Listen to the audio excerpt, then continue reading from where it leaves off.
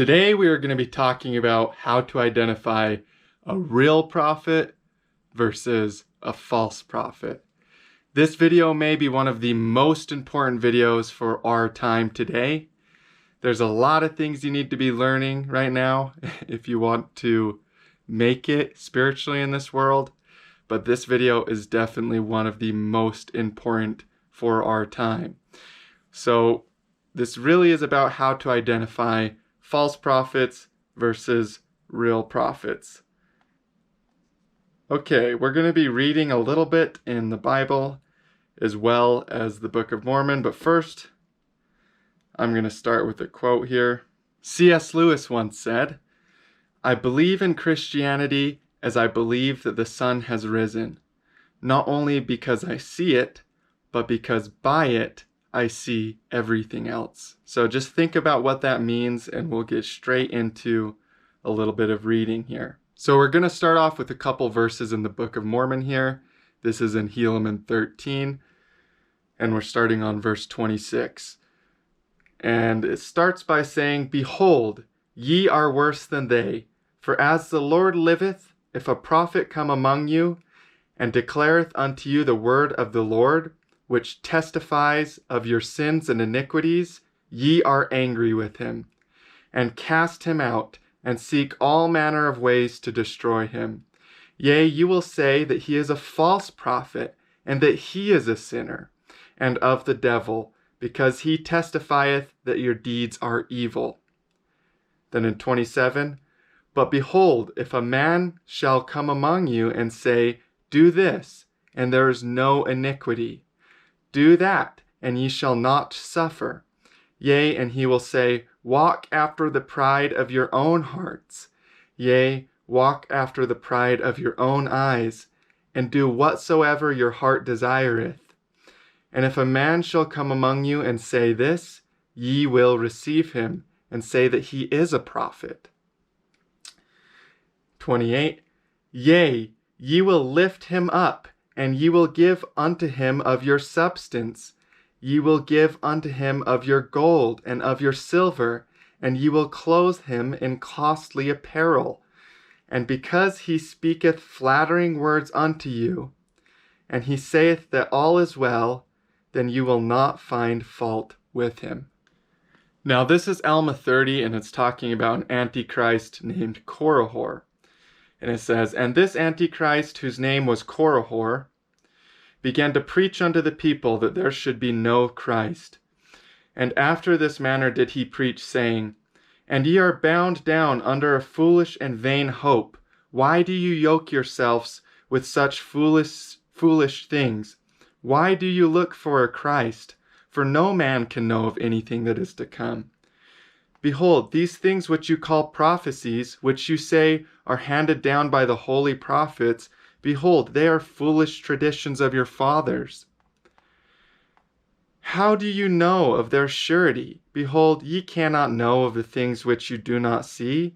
Therefore you cannot know that there shall be a Christ. Ye look forward and say that ye see a remission of your sins. But behold, it is the effect of a frenzied mind.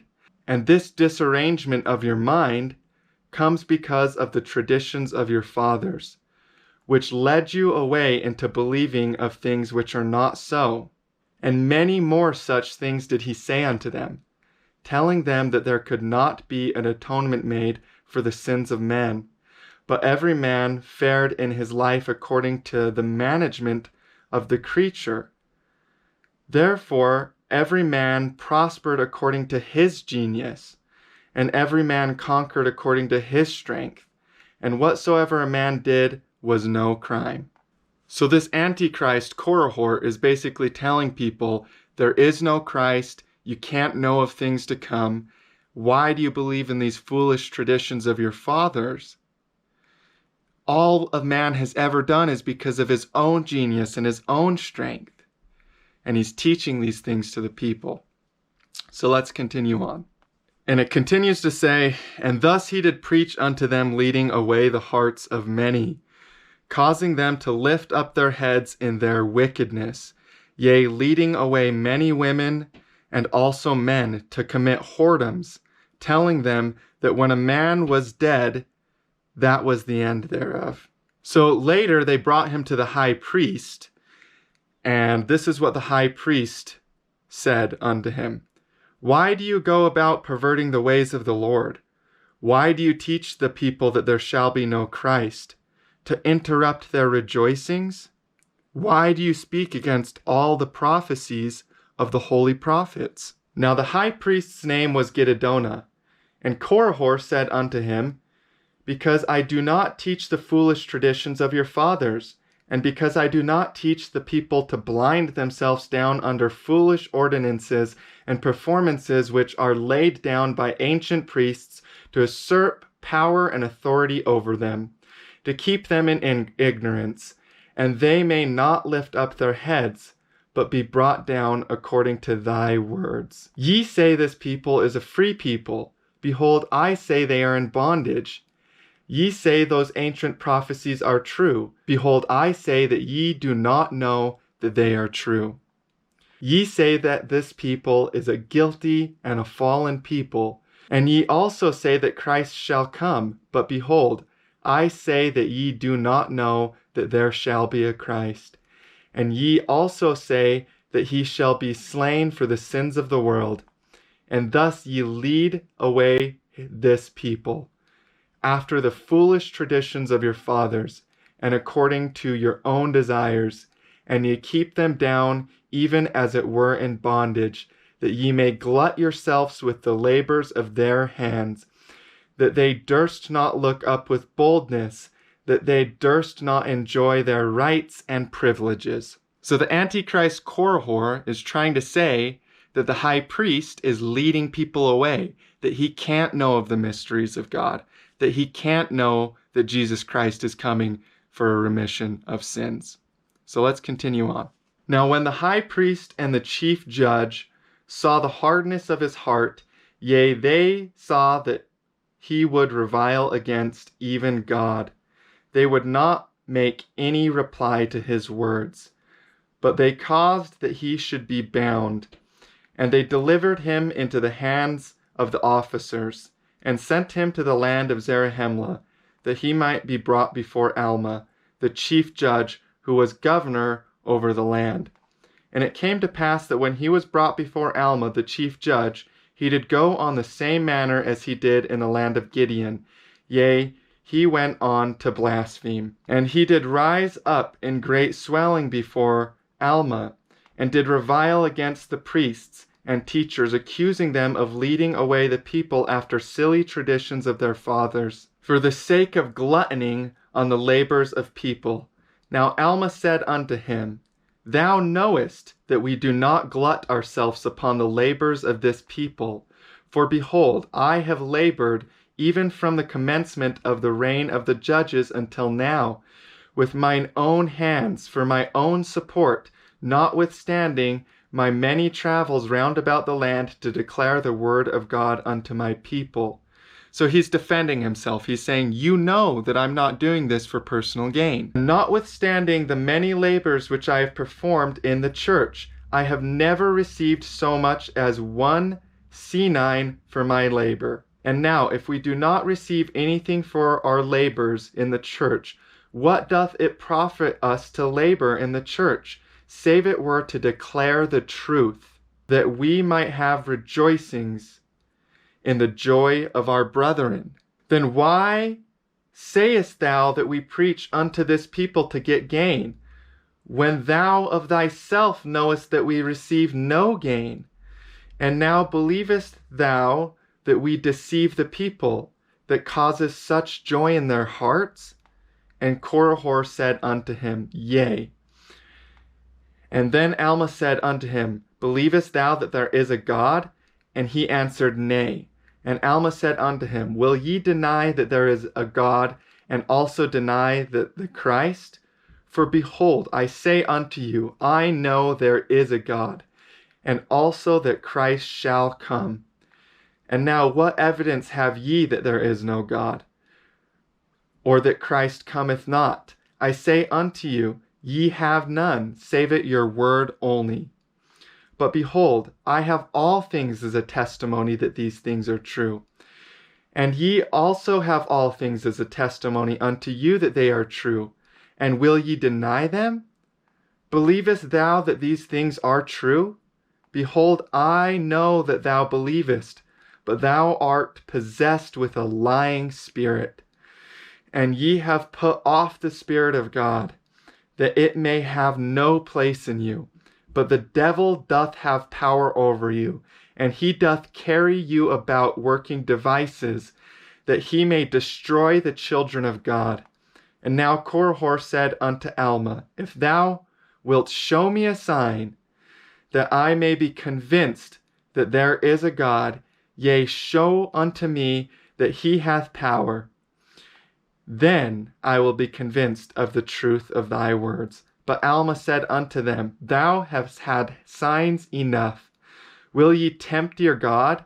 Will you say, Show unto me a sign, when ye have testimony of all these thy brethren, and all the holy prophets?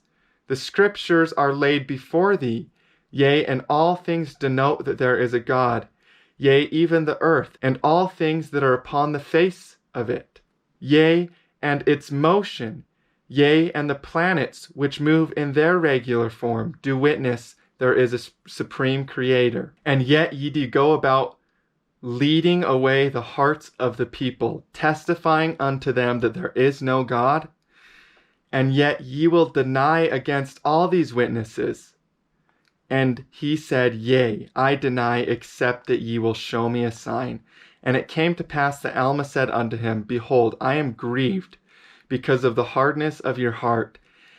Yea, that ye will still resist the Spirit of truth, that thy soul may be destroyed.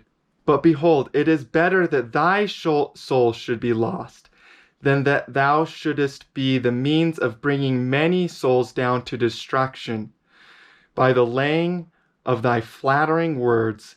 Therefore, if thou shalt deny again, behold, God shall smite thee, that thou shalt become dumb, that thou shalt never open thy mouth any more, that thou shalt not deceive this people anymore.